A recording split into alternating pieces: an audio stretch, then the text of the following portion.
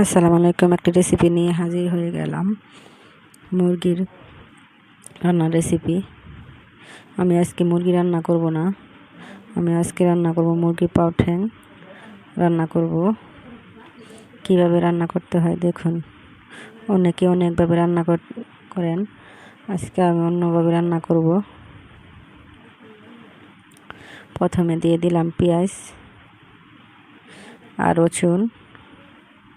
আজকে আমি বাটা রসুন দিব না, বান রসুন দিয়ে রান্না করব। এখন দিয়ে দিলাম লবণ, দিয়ে একটু ভেজে নেব। ভেজে নেওয়ার পর একটু দিয়ে দিলাম হলুদ গুঁড়ো, দিয়ে দিলাম মরিচের গুঁড়ো। যে যেরকম জাল পছন্দ করেন সে সেরকম জাল দিবেন। এখন একটু আমি ভেজে নিব হালকা করে।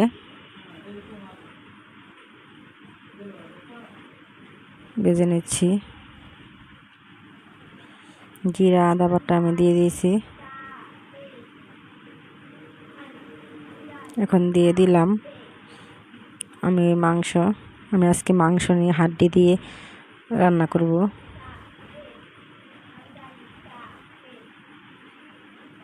অনেকে অনেকভাবে রান্না করেন, আমার মতো একবার রান্না বাসায় ট্রাই করবেন। ভিডিওটি ভালো লাগলে লাইক কমেন্ট শেয়ার, বেশি বেশি শেয়ার দিবেন। আমার গলাটা বসে গেছে, অনেক দিন ধরে এরকম সমস্যা হচ্ছে।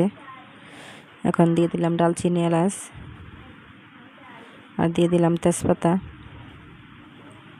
দিয়ে দিলাম হালকা পরিমাণে পানি, দিয়ে ভালোভাবে আমি একটু কষিয়ে নেব।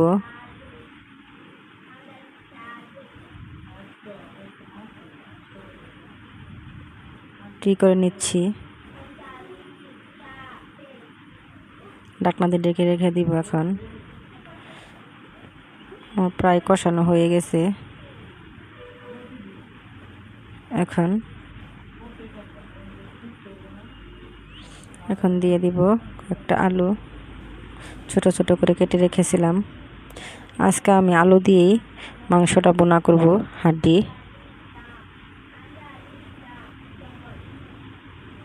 একবারও বাসায় বসেই হাড়গুলো ট্রাই করবেন, অনেক সুস্বাদু মজাদার লাগবে, আপনাদের খেয়ে দেখবেন। আমার প্রায় রান্নাটা হয়ে গেছে।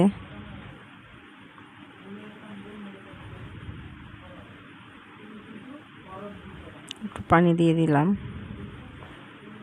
একটু পরে নামিয়ে নিব।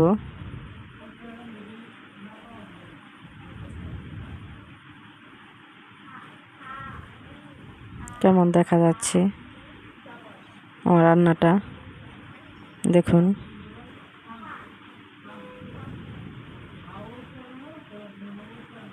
ভিডিওটি ভালো লাগলে লাইক কমেন্ট শেয়ার, বেশি বেশি শেয়ার দিবেন।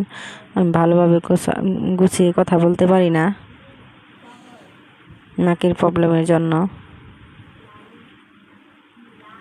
নামিয়ে নিচ্ছি, আমার মাংসটা হয়ে গেছে। এখন আমি তেলে বাগার দিয়ে দিব, আপনারা কি বলেন আমি জানি না। একবারও বাসায় বসে এরকমভাবে রান্না করবেন, খেয়ে দেখবেন কেমন লাগে।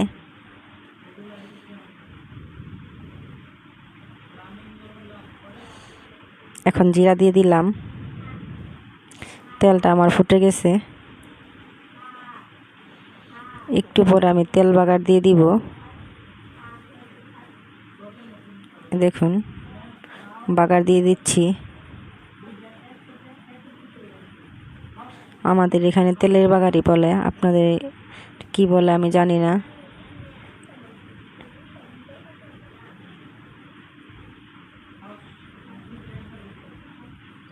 কেমন দেখা যাচ্ছে। আর আমার এই ভিডিওটা, হাড়ের মাংসের ভিডিওটা যদি ভালো লাগে থাকে আপনাদের, লাইক কমেন্ট শেয়ার, বেশি বেশি শেয়ার দিবেন। আল্লাহ হাফেজ। একবার বাসায় বসে ট্রাই করবেন অবশ্যই।